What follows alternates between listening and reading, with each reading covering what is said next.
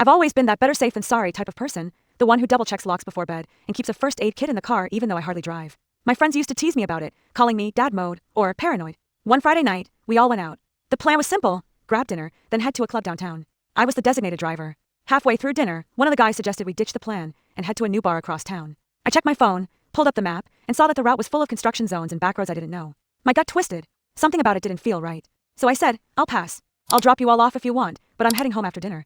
The table went quiet, and then the teasing started.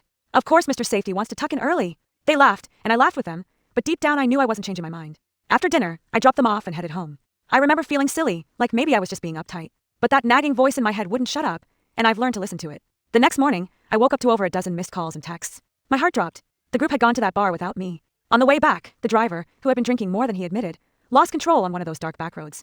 The car flipped. Everyone survived, thank God, but it wasn't pretty. Broken bones, concussions, stitches. The photos of the wreck still make me sick. If I'd been in that car, I would have been right in the back seat, the side that took the hardest hit. When I visited them in the hospital, one of my friends grabbed my hand and said, "Dude, you'd be dead. Your side was crushed." I couldn't breathe for a second. It felt like my own ghost was standing in the room, staring back at me.